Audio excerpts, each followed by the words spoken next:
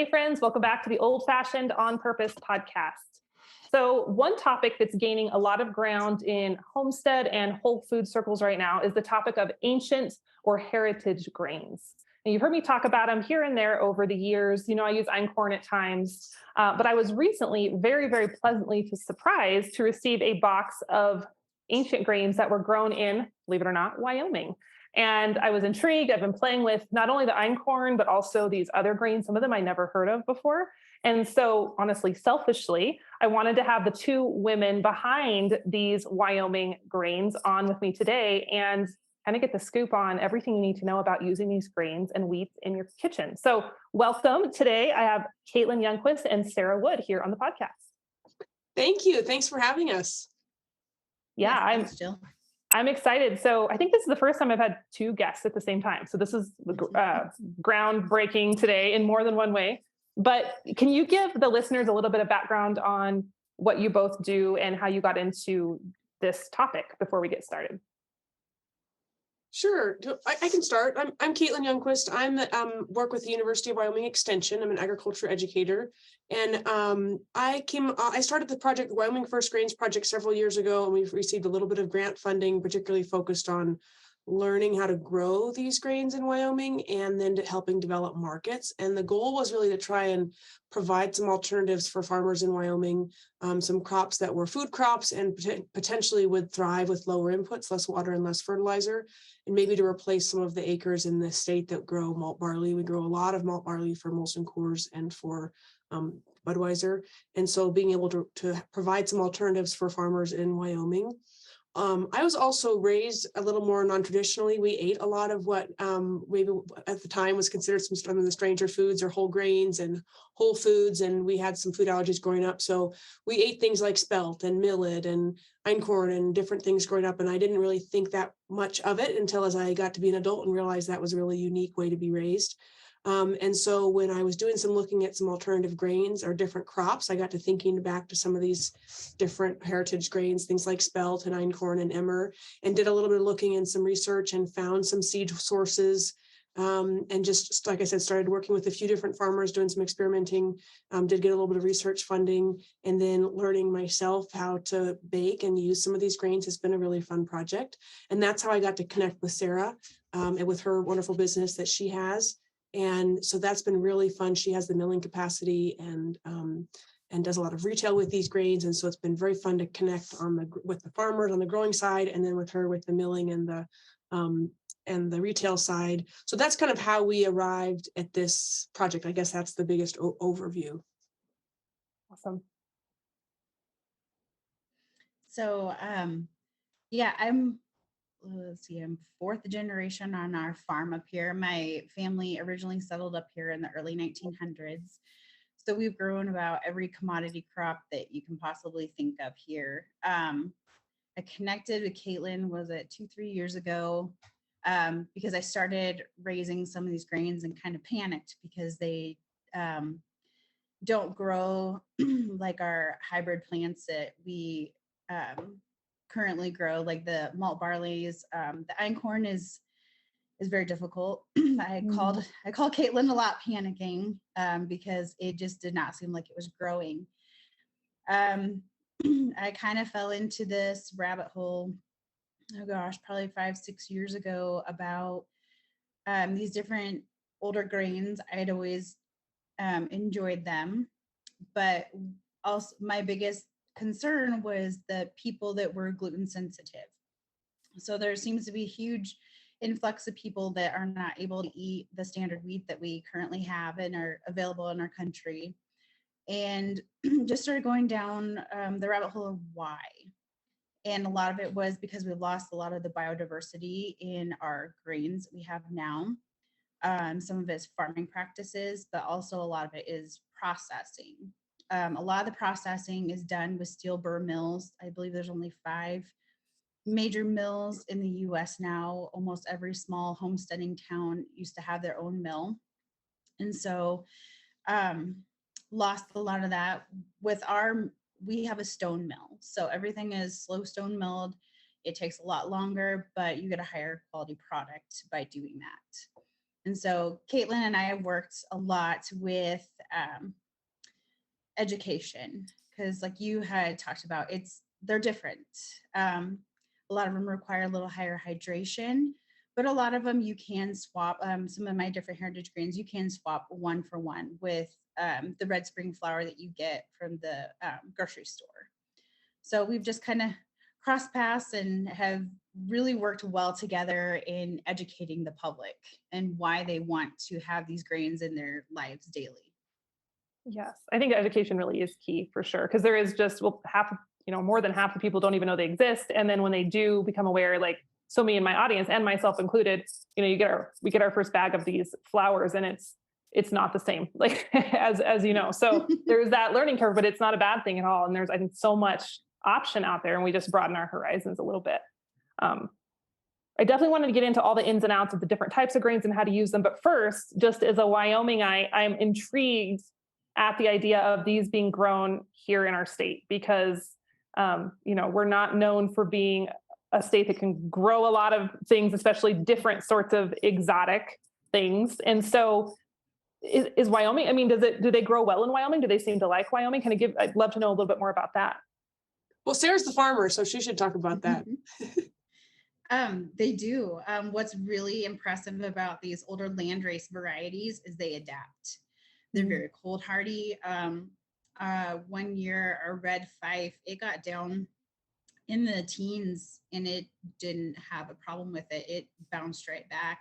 So these grains are very cold hardy. They don't like hail so much. This year we got pretty much hailed out with a lot of our stuff. But they're really impressive, and Caitlin can talk a lot more, especially the aha moment I had this summer, looking at the root structure. Like, it's absolutely fascinating. And what's really great, and a lot of people will stop and look at our fields, because the wheat, typical wheat fields, if you go through Kansas, North Dakota, South Dakota, and you see wheat fields, there are these, it's mostly red spring. There's hard white as well. So, but those wheats only get like 24 inches tall. They've bred it so the stalks on the straw is really short. These heritage varieties easily get 4 or 5 feet tall. The einkorn can get even taller. Whoa. Okay. So it's really neat to be able to see. And a lot of like the older folks drive by and they're like, that's the way wheat used to be when I was growing up. Yeah. So it's really cool to see it. Just the diversity between, because I had a couple of the heritage varieties alongside a red spring, and just to see the differences between the two, it's really neat if you're into that kind of stuff. And I'm finding a lot of more people are really wanting to know about their food. Yes. I agree. Sarah brings up a really good point about these old varieties, what we call our heritage or our ancient varieties, with our modern or high yielding varieties. And for folks who are familiar with the concept of the Green Revolution, which was around the 1950s, and a big change in crop breeding, what happened was a lot of wheat varieties were bred specifically for very high yields with high inputs. And so they shortened the stalks, the plant breeders shortened the stalks to be able to hold a heavier seed head and with less straw. And then they also developed varieties that really needed a lot of fertilizer input to thrive and to produce a lot of yield, and also uniformity. They wanted them very uniform, very high yielding varieties under a high input growing system. And when you look at going back to these heritage varieties like Sarah's raising, one thing that's different is the root mass, or the root size, like she mentioned. They're deeper, bigger roots. They're able to scavenge more nutrients from the soil. They seem to be more adaptable, and you have actually more genetic diversity within each variety. And so you may look across a field and see a little bit of fluctuation in height, maybe a little bit of difference in when things mature, just a little bit more variation than in the modern, what we call high yielding varieties. And so that's, I think, a really interesting thing to see. And we talk a lot about heirloom tomatoes and heritage livestock varieties, but we forget that wheat is also the same way. It's not just wheat is wheat, right? You can pick different varieties of different flavors and different uses for the different types of wheat. wheat, and then again getting back to these different this more heritage genetics too. So it's pretty interesting. And it was really fun at Sarah's place this summer, digging up some of those different varieties and looking at their roots all together and seeing why we're finding that some of these ancient and heritage varieties are more water efficient, for example, or more nutrient use efficient because of the roots that they have. Is that better for the soil too? It's When you have certainly, that? yeah, certainly if you're thinking about carbon cycling in the soil, right? So the more biomass there is, the more root cycling through the soil, adding carbon to the soil. And then in Sarah's case, as she can tell you, they're doing a lot of cover crops and rotational grazing and other soil building practices as well. Yeah, that's fascinating. So you mentioned that the modern varieties are higher yield, but also higher input. So I'm assuming that these more heritage varieties are slightly lower yield, but also they require lower inputs? Like, does it like maybe less fertilizer, less water? Is that a safe assumption? Yeah, for the most part, we don't use fertilizers or any sort of input. We this year we had kind of a funky spring, so we had a really cold spring, and so we planted really late this year. But we do companion planting. This year I chose a crimson clover, which is not frost tolerant at all. So we didn't plant till late May, but we tend to do companion planting. We've done in the past where we've grown peas, because peas are a really good nitrogen fixer, and wheat is a very heavy nitrogen feeder. Mm-hmm. So we try to plant something that help, feed each other. But definitely they do yield a lot less, and that's why they tend to be a lot more expensive. Typical hard red spring wheat, a good high yield is about 160 bushel an acre. Some of our heritage varieties like white Sonora, red Fife, things like that, they average between 50 and 80 bushel. The einkorn, the einkorn is very low yielding. That's why it's very expensive, because I think we got 1,000 pounds an acre, not even bushel. Like it's, and you also have to de-hull it. So you have these really heavy hulls. You have to do a couple other extra processes to get that seed out of the hull. And so by the time you're done, it's about 800 pounds an acre that we got. Wow. Wow. So I'm assuming that's why it fell out of favor, just because it's more labor intensive. Yeah. Yes. Yeah, there are some practicalities of these modern grains. There's a good reason why we grow so many, and we can feed a lot of people relatively inexpensively on with the modern genetics on these grains. But the quality, I think you can't compete with the quality of the older heritage and ancient grains, in my opinion. Right. And you also have the factor, which, well, I was going to get into it later, but we could get into it now. A lot of people can't eat the modern varieties anymore because I'm assuming it's because we've eaten so much, our bodies are we're maxed out, we're sensitized to it. So this could be the path of the future, even if it's lower yields. Yeah, it's been very interesting. I'm a soil scientist by training, and so this has all been new to me in the last few years as I've been learning about this. And I've been learning, I've never considered myself really a baker either, but I've been really enjoying learning to bake and cook more with these grains because I like the flavor. I like how you feel when you eat them, and I just like having a local product like that. And as I've been trying to learn more about this gluten, like the story on gluten and why people are sensitive, and what there's a lot of research out there that's pretty interesting. And the one thing that I was able to find that really struck me, beyond, of course, your celiac and your various other, more clinical sensitivities or allergies, the gluten itself seems to have changed, right? The strength of the gluten and this is what we call traditional crop breeding techniques, which is you take, just like with livestock, you take two different plants and you cross the pollen, and then you get another seed, and then you grow that seed out, and that's what's considered a traditional plant breeding technique. So we're not talking about genetic modification. And so the gluten seems to have changed. So if you look at the gluten, which is really made of two proteins, and if you look at the ratio of those two proteins in the gluten that's found in einkorn, for example, and emmer and spelt, through the modern wheats, through the heritage and then the modern wheats, that ratio seems to have shifted. There's no evidence or proof that that's what's causing the difference, but that's one thing that really struck me, is that if you look at the modern wheat, again, being bred to have to make our modern, really fluffy, high yield, fluffy loaves, right? So you need that sort of strength of gluten in the dough to hold that air and all those things. So comparing the gluten ratios and the gluten protein in what our modern wheats are to get those really light, fluffy loaves versus these older or heritage varieties, it's just maybe a weaker gluten. So there's probably some digestibility in there. There's also some mineral differences. There's been a lot of research showing some different mineral ratios, maybe these older varieties picking up more minerals out of the soil. They're not lower in gluten necessarily, and they're certainly not lower in protein, but the gluten seems to be different, and they do seem to be more digestible for a lot of people. So, and again, a person has to try that for themselves and experiment and see what feels good to them and what tastes good to them. But I would encourage folks who maybe have some sensitivity to modern wheat to try some of these heritage varieties. And a lot of people will say they go to Europe and they can eat the wheat there, but they can't eat bread there and they can't eat it here. And it may be all related to that. We did a class here not too long ago, and we had a gentleman who was from Mexico originally in one of our baking classes.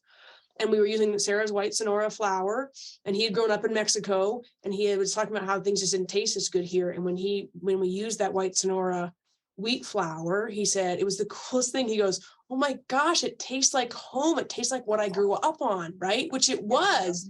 So that was a really neat thing. Yeah, I've heard so many people say that they can do the einkorn or they can do the spelt, but they can't do the modern varieties. But would that be not necessarily the case for someone with like actual celiac disease, right? Because celiac gluten is gluten for that situation. But if you have one of the more, I feel like just the overall sensitivities are more common. That's where you might be able to have some. Absolutely. Yeah. Okay. And the other thing, and maybe you covered some of this in your blog and various conversations you've had, but sourdough and a long ferment process is a huge part of digestibility in grains as well, right? So, and that's a whole other story, but there's another piece to that. So a sourdough heritage wheat bread is going to be very different on your system, potentially, than a modern yeasted, modern wheat, more industrial or commercial type bread. Yeah. It's really almost two different categories when you think about it. What our ancestors ate for, forever, thousands of years versus now what we have. No wonder we're reacting to it. Yeah. Hey friends, I'm interrupting this episode for just a second to give you a very exciting announcement. The 2023 Old Fashioned on Purpose Planner is officially here, and it is shipping out as we speak. So people ask me all the time how I keep all the moving pieces of our life going forward. And honestly, my biggest trick is I plan it all out. I write everything down and I live and die by my planner. And for many years, I couldn't find a planner or a calendar that really fit our unique old-fashioned lifestyle. So I made one myself. This is our third year printing these, and I think this version is my favorite one yet. We updated the look, so it looks like an old-fashioned ledger. And it has all the parts you need to keep your homestead running, whether your homestead is big and out in the middle of the country or it's just in your backyard. We have trackers for your kitchen, your garden, and your farm animals. We have charts and inventories for pantries and seeds and garden planting and kitchen projects and menu planning, in addition to weekly spreads, monthly spreads, and project planners. So it's way too much to tell you about in the middle of a podcast episode. So head on over to prairieplanner.com for all the details and a sneak peek of the inside. Plus, we have sold out every single year with these. So do not wait to grab your own. You can place your order over at prairieplanner.com. So happy planning, my friends. And now back to our episode. Do you guys have any evidence that I'm thinking primarily Wyoming settlers or homesteaders, but it could be more regionally. Did any of those folks grow these ancient varieties? Or is this more of a modern thing? A modern thing. There is evidence meaning photos and old newspaper clippings in Worland, Wyoming of the, what was it called? It was called the Emmer Products Breakfast Cereal. A newspaper clipping here from 1915 in the Worland Grit newspaper. And they were convinced, there were some investors and some plant, crop researchers and farmers here that were convinced Emmer was the breakfast food of the future. And so they were making, I have a little clipping that says, first on the market, Emmer breakfast food, 15 cents a package. And so that only lasted a couple of years. I don't know what happened there, but there is some history for sure in Worland of growing some of these older grains. So that's kind of fun. That's cool. Yeah. That's awesome.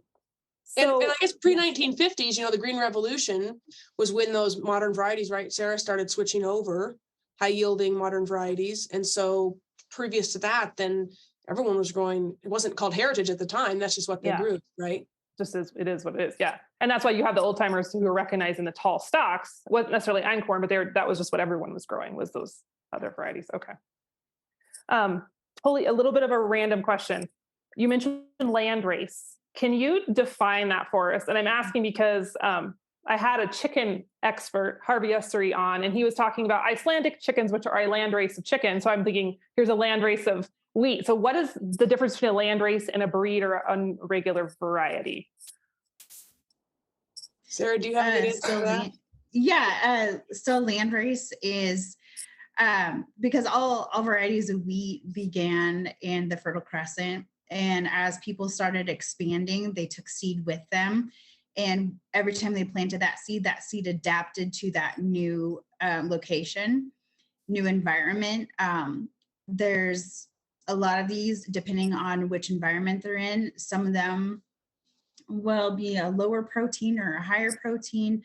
Some of them will switch from, I don't know how, but will become either a soft wheat or a hard wheat, depending on where it's grown. So a land race is just basically something that adapts quickly, is more efficient. Because if you take some of these like hard red springs and you try to grow it, say down south, you're going to get terrible yields. You're not going to have a consistent product.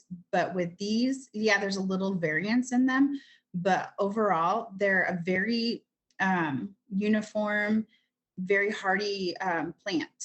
So what I've gotten from the land race is that wherever you take it, it adapts to that new environment, and it will do whatever it has to survive. That's awesome. Yeah. I've been thinking more and more lately about just growing. When we first moved to our homestead here, we're a little different region of Wyoming than you two, but I was always trying to go to the garden store and buy what they were growing in Fort Collins. And after killing, thousands of dollars worth of plants, I'm like, Jill, stop. Just buy the thing that wants to grow here. And it sounds like this is kind of along that, it can adapt, it can handle it, it can hang. So I like that concept. And then as a farmer over time, you are selecting, some of those, you're doing your own crop selection on a land race too over time, whether that's a tomato or a wheat or whatever. The plants that are thriving there, you're collecting the seeds from those plants, and you're continuing to help that plant adapt and thrive in its own environment. Similar you might do with chickens, for example. Yeah. You're going to keep the eggs from the chickens that are the ones that thrive there, in your region. So I think that's it's a really good point for gardeners too, like you said, is figure out what thrives in your region and really go with that, and don't try and grow something that should be growing somewhere else. Yes. Yeah. Got to respect the area and the climate. Yeah. And then having some diversity still in the crop, like these heritage and ancient varieties, there's a lot more diversity yet in the crop itself, which allows it to adapt. There gives you some genetics to draw on for adaptation. Yes. Yes. You mentioned biodiversity earlier too. Can one of you give, for someone who's not familiar with that or why it matters, not only just in our wheat, but in just all our agricultural products as a whole, why is biodiversity so important? Boy, that's a good question. That's like a sermon probably, huh? Yes, I know. I think the adaptability to stressors on the system, I'll give you my take, and then Sarah, I'm sure as a farmer has a different take, but so if you look at the definition of health, I talk about soil health a lot, and the definition of health, and one of the definitions of health is the ability to adapt and self-manage in the face of challenges, whether you're looking at your health, your land health, your livestock health, right? And so if you think about diversity and the ability within a system to be adaptable and to be able, especially when there's stress from drought or extreme cold or disease on the system or whatever, the more genetic diversity and the more diversity within a crop, genetic diversity or diversity within the system, if you think about a forested ecosystem or even in the soil, the diversity of microbes, then the more ability that system is going to be able to adapt to pressures and respond in a positive way to pressures. So that's one of the ways I think about biodiversity is it's like you have the more tools in your tool bag or more of an ability to adapt under pressure. One way to think about it. Okay, that's good.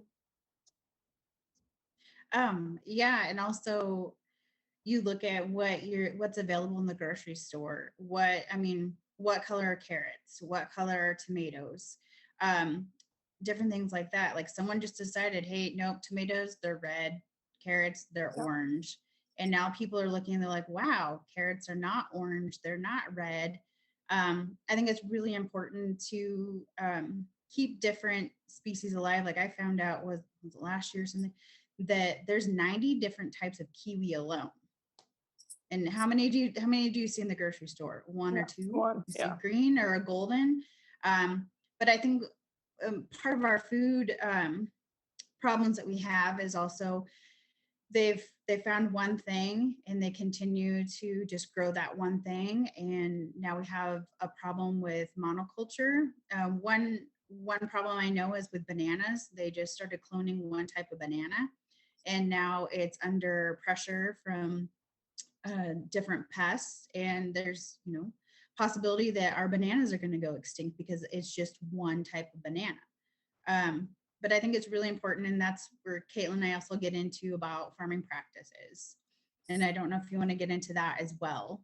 I would love to. Really started focused on the buzzword regenerative ag, but it's just basically like I say, it's mimicking nature. It's nothing special. You're just working with Mother Nature instead of working against her. The first thing, and Caitlin will say as well, is stop tilling. Like that's our number one thing, and it drives me crazy. I'm getting a lot more people to understand of where's most of our health in our body. It's in our gut. Yep. All of our health comes from the soil. Well, if you don't have healthy soil, you don't have all those microbes, you're not going to be healthy yourself. So we've really been pushing the cover crops, rotational grazing with livestock, stop tilling, using companion planting, using lots of multi-species cover crops, and just work with Mother Nature. Stop working against her, because she wants to help you and she'll help you. And it makes life so much easier once you get going. Absolutely. Yeah. How does the no-till work with planting wheat? Oh, it's super easy. You just adjust your seeding rate, you block off, whatever you need to, but it's easy. We've done corn, the wheat, barley. We was it 2 years ago, did a multi-species mix in our hay. We are starting to put just to build. So it's not just straight alfalfa. We've been doing a sorghum Sudan grass. We did teff, peas. And we put this all together. So they're all different types of seeds, and it's done really well. That's amazing.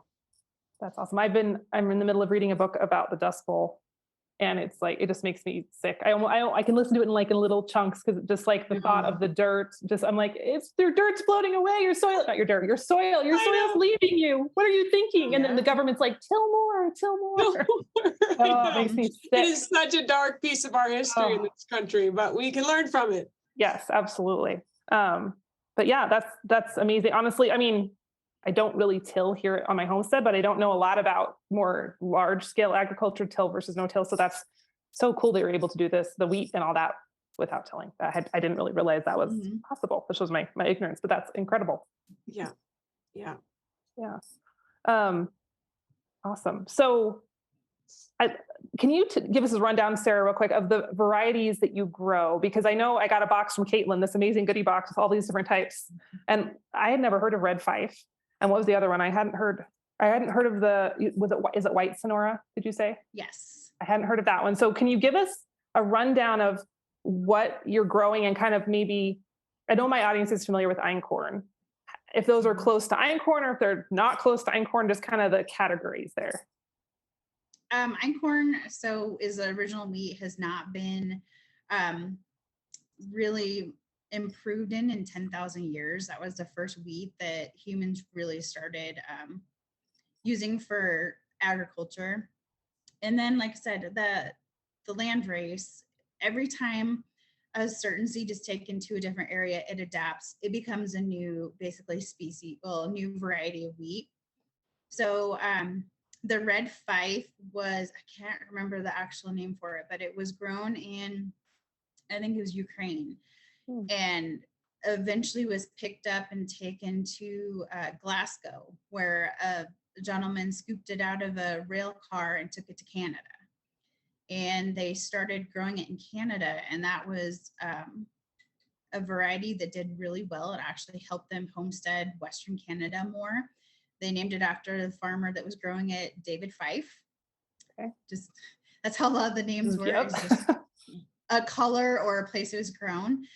The white Sonora was grown in Europe and was brought over in, I believe, the mid 1500s when Coronado started exploring southern US, northern Mexico, and the missionaries brought that with them and started planting it in the Sonoran Valley. And that was actually grown commercially till 1980. And then they started hybridizing it to get larger yields. So we do the red Fife and white Sonora. I really enjoy those. They're very easy to work with. They have great flavor profiles. They have different characteristics. The red Fife is a hard wheat. The Sonora is technically called a soft wheat, but here it's been adapting and we've been getting higher proteins, and I think it's kind of a semi-hard wheat now. It's not, it's got a lot of structure to it. This year we also grew a Bordeaux, a French wheat. It has great flavor. I've got a whole bunch of trials for next year. I'm working with a chef from California, and him and another guy had contacted small farmers throughout the world. And I'm getting some very isolated different types of grains that have been only grown in these small villages. So I'm excited to hopefully start growing larger amounts of those. We had rye grown this year. It's not quite a heritage variety. We have to be kind of picky on the rye varieties because they typically have a longer bloom and it's more susceptible to ergot, which ergot is a fungus that comes from grass. And so that can be a problem. So I went with a kind of modern one. It was developed in Canada in the early 70s. It's called Gazelle rye, and it has a shorter bloom time. So then it's not as susceptible to the ergot, because I had a lot of folks that have been pushing me for years not wanting to grow rye up here, because we do grow a lot of really great malt barley here, and you don't want that into your malt barley. Oh, okay, sure. Awesome. The rye that Sarah has, you're talking about the Gazelle rye, maybe, Sarah, but it is so good. Yeah. I highly recommend you try it if you get a chance. It's very, very good. I love making a good rye biscuit out of that one. It's almost sweet. Yeah. The flavor on these is so different. I feel like, I mean, we could say that about so many, real grass finished or grass fed beef or the raw milk, but like the flavor is so different. It's nutty, it's rich. I always notice the color of the doughs are different and brighter. It's just a whole different animal. A really fun way that I've had fun trying the different ones is something like a pancake, because you just can taste the grain, nothing else really to get in the way of it. And it's very simple. Sarah mentioned that einkorn was the first domesticated grain. And then that's what we call a diploid, which means it really only has two sets of chromosomes. And then at some point historically, the einkorn was crossed again with another wild grass, probably that became emmer, picked up another set of chromosomes, gave it a little more genetic diversity, a little bit more of ability to adapt into different conditions, yields a little bit more. And then from there, again, maybe some outcrossing either on purpose or by accident became spelt, or then we developed spelt from there. And then spelt is actually very close to our modern wheat. So that's the sort of the progression of what we call the ancient grains. Okay. Einkorn first, and then emmer, and then spelt. And then it was wheat. And then from those wheat, then there was the sort of the heritage wheat we talked about, pre-green revolution, and then the modern wheat. So that kind of gives a person a little bit of a timeline to understand what we're talking about there. And the emmer, and Sarah, you could talk more about this, but it's very close to durum wheat, which is a very hard wheat that is used for pasta typically, right? Yes. And it's my favorite. I'm a big fan of the emmer. You'll never have a better pancake, in my opinion, than a whole grain emmer. And all of them, I really don't use very much sifted flour or all-purpose flour anymore, since I've been enjoying playing with these, or you can mix them a little bit. But the emmer, I think, has a really good nutty flavor, makes an outstanding pancake. And the spelt, even if a person wants to try baking with what might be, instead of a whole wheat, more whole wheat, the spelt can kind of be used interchangeably and seems to have a sweeter flavor. At least that's been my experience, limited experience with it. But again, I'd really encourage folks to experiment and just have fun with it. And your pancakes or quick breads are a good place to start, I think. Sarah has a great biscuit recipe, sourdough biscuit, white Sonora biscuit recipe. I think that might be is that the one you sent me, Caitlin? You sent off the printout. Okay, yeah. I haven't tried it yet, but I have it on my fridge. Yeah. And I think we made that one too with a whole grain white Sonora flour. And that white Sonora is a really light colored flour grain anyway, right? And then you mill it whole grain, 100% whole grain, and it's just a really light whole grain flour, which is kind of fun too. Which one of these that you mentioned, if someone is, mostly accustomed to this red spring wheat, they're trying to get into these because there's that learning curve. Which one's the closest to what they're used to using for like a yeast bread where they need that gluten development? So you would have to have more of a hard wheat. Our Bordeaux would be the closest thing because it's a higher protein hard wheat. The Sonora, like I said, is more of a softer wheat, and so I use that. It's more delicate. So cakes, biscuits, pastries, different things like that. I make quick breads with it as well because it is a higher protein. But in getting people to understand the different classes of wheat, because we do have just the hard red spring or the hard white. They sift everything out of it, so you're just eating the endosperm, just the sugar of the grain. And getting people to understand that different classes of wheat, you have your soft wheats, you have your hard wheats, and then durum is the hardest class. And just re-educating people and getting them to understand that there's different purposes for different types of wheat. And so I always ask them what they want to make and suggest what they'd have the most success with that. So it's kind of hard. Spelt is a good one too, because it's typically a little higher protein as well, and it's hard as well. So that's where you're going to get your breads. Everyone, for some reason, wants to jump into straight to sourdough. Yeah. And like I try to tell them, like it's a science and art. Yes. If you've never used wild yeast before, you need to practice before you just jump into that, and especially with whole grain. Teaching people about whole grain, because the whole grain you get in the supermarket is not a true whole grain, because once it's milled, it starts oxidizing, and the germ is where the fat is. If that is, they sift that out and put some of the bran back in, and they call that whole grain, but you're not getting the nutrition of the germ. Otherwise it would go rancid. You have to keep it like frozen if you do have a true whole grain.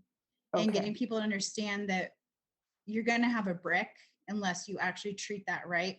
You have to do what's called a flour soak. And so when you're making your bread, you put it in with the liquid and you let that bran rehydrate. Yeah. Otherwise, that bran is going to cut your gluten strands and you're going to be left with a big hard brick. Yes. I didn't know the cutting mechanism until like a year ago, because I knew that it didn't work because I've made so many bricks. I'm like, why does the whole wheat not like the sourdough or I'm like, what is going on? And finally I had a gal on and she's like, it's cutting it like little scissors. I'm like, oh, who figured that out? That's I know. Oh my gosh. And then Mark Bittman's book, I don't know if you guys have his bread book. It came out a year or two ago. He has that soak. And that was the first time I made like 100% whole wheat with sourdough. And it was like, it rose and it was like the best day ever. Imagine. So yes. It's different though. And people come to me all the time. They're basically like, I've been eating Wonder Bread for the last 80 years, but I'm going to start making 100% sourdough with whole wheat next week. And I'm like, no, good luck. Baby steps.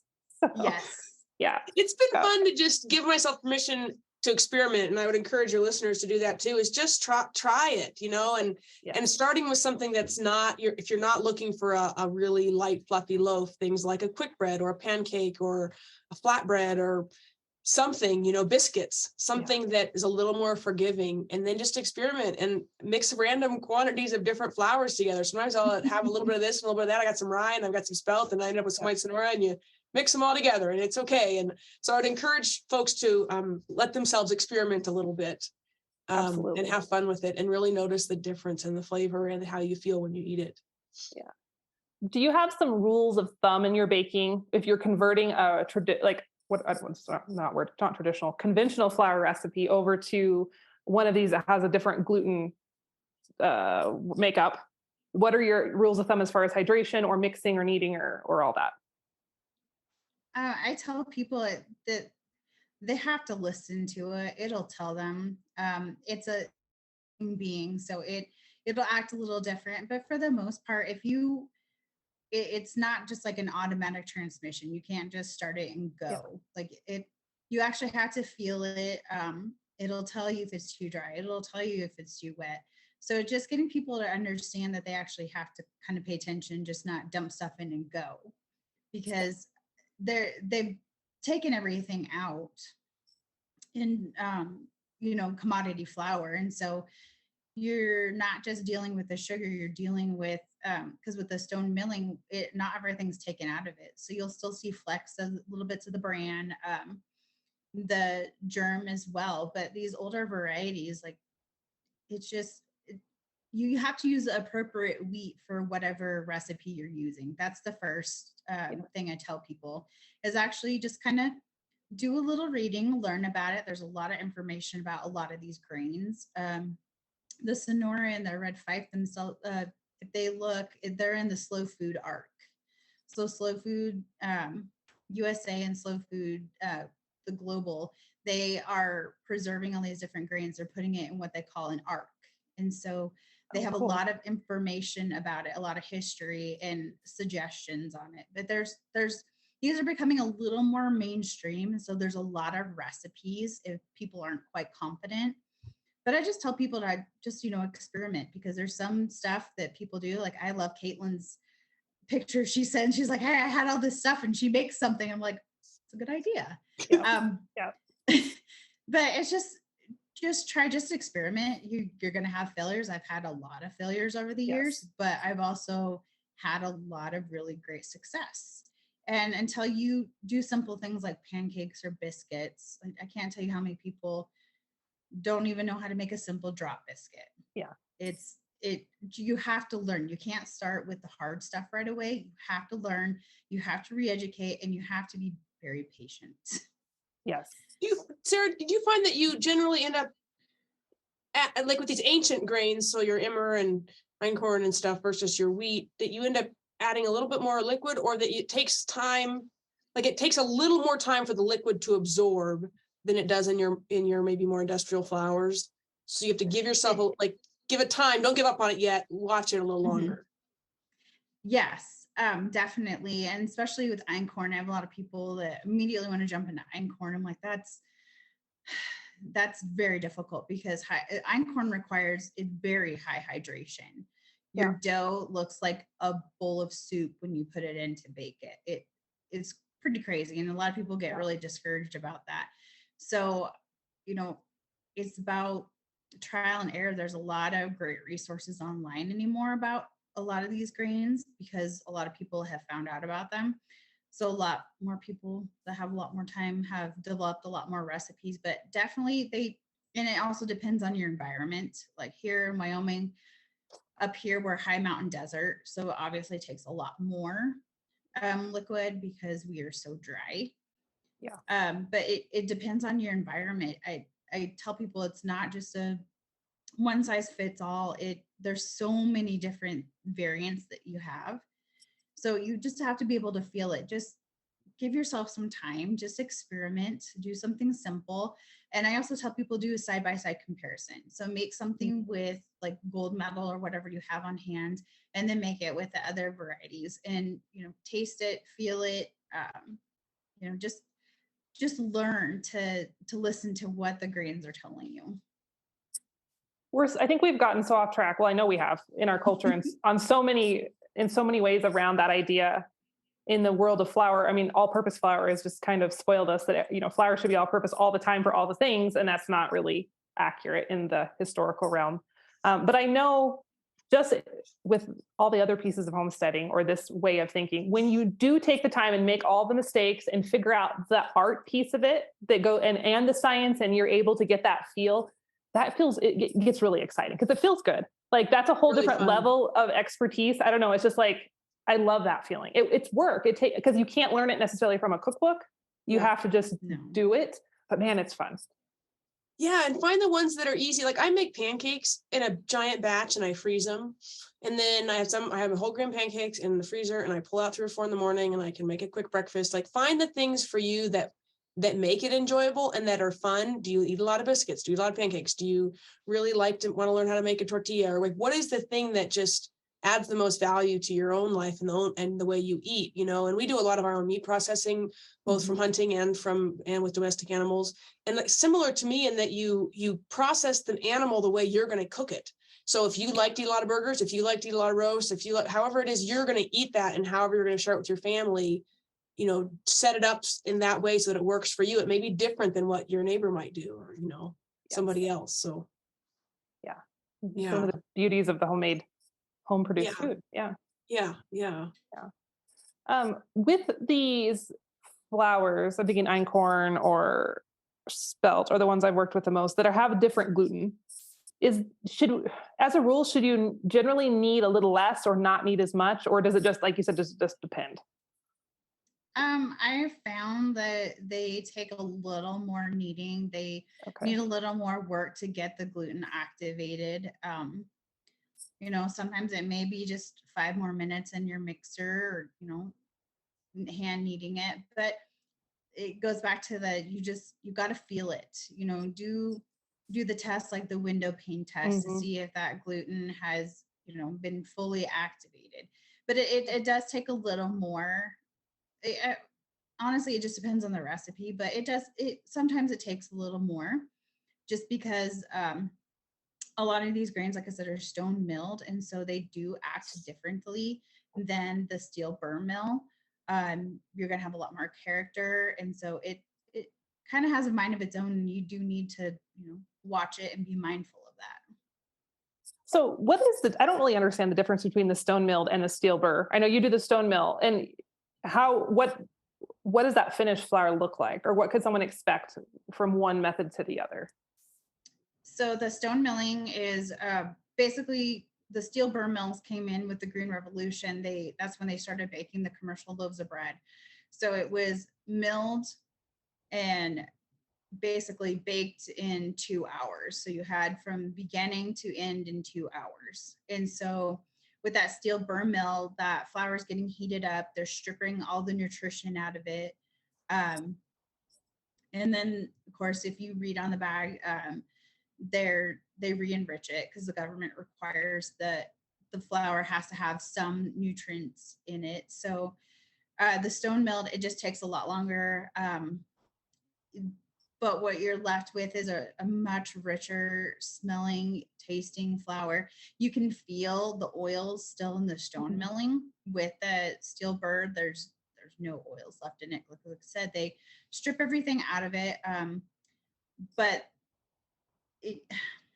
you'll see still, even if in our sifted flours, you'll still see little specks of the bran, little bits of the germ.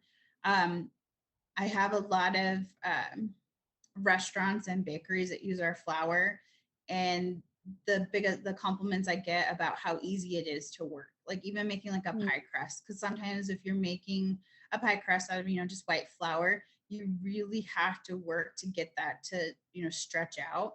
With this, have no problems. It's so easy to make pie crust. It's so easy to make things.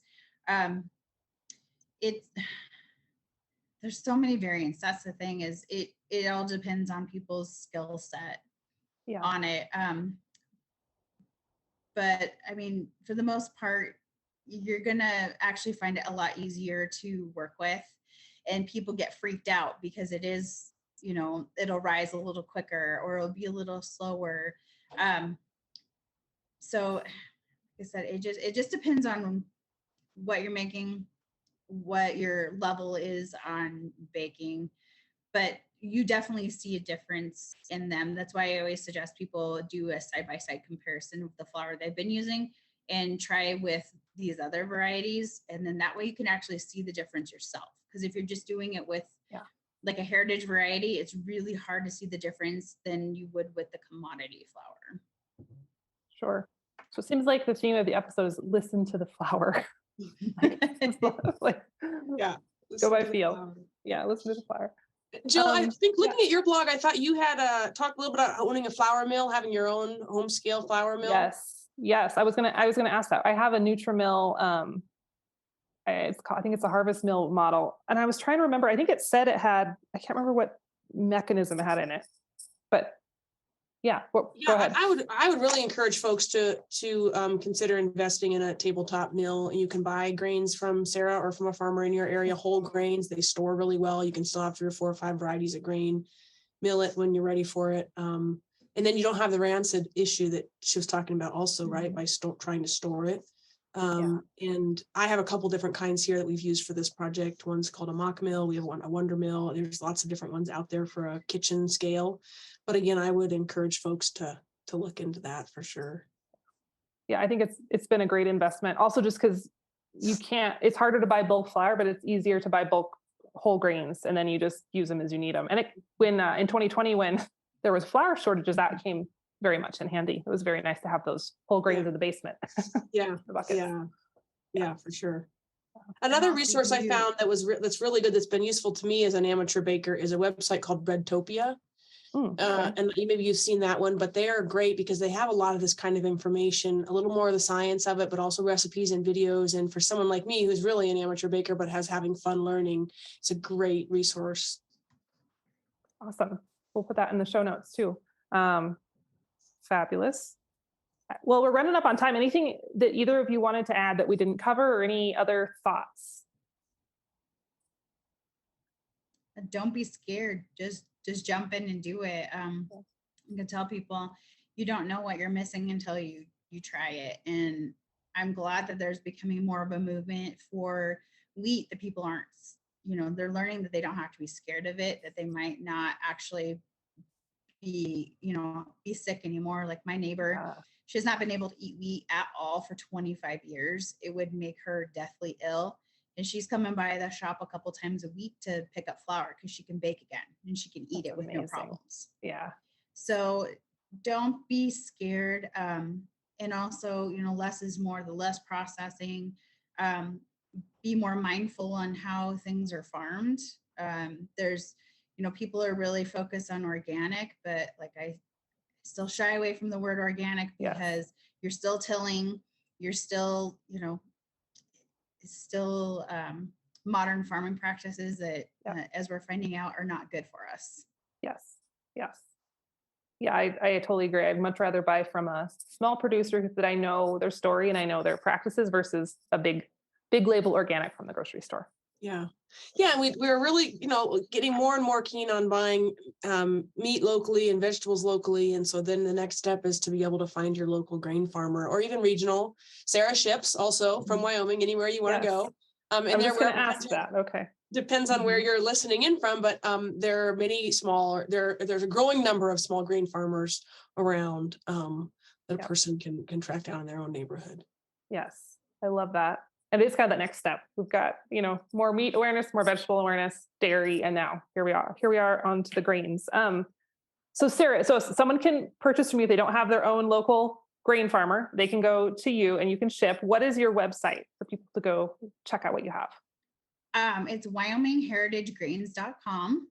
Okay. If you guys have any questions, I'll glad to answer them. I ship all over. I've shipped, I think, to almost every state. But like I said, I always recommend people look and see if they have a local mill in their state. There's a lot of us. We're all pretty good friends.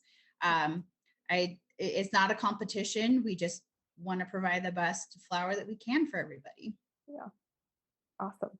And Caitlin, I didn't ask you, do you have a website or anything where people can follow you online, or are you more behind the scenes? No, I'm more behind the scenes. And, Okay. if folks are interested in some of the spelt and the immer and whatnot that we've grown through this research project, Sarah's actually the best avenue for that as well. Okay.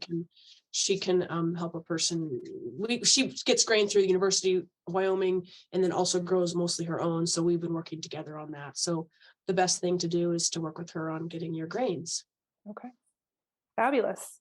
Well, ladies, this was so fun. I feel so much more educated and excited to go give some of these a try that maybe I haven't tried before. So Thank you. I'm looking forward to seeing Yeah. what kind of recipes you come up with. Me too. You never know with me. I have to make a lot of mistakes first, so it might be a little while, but once I get it all figured out, I'll post it. Sounds good. Well, thank you so All right. much. Yes. Thank you right. guys. Thanks, Happy Jill. baking, everyone.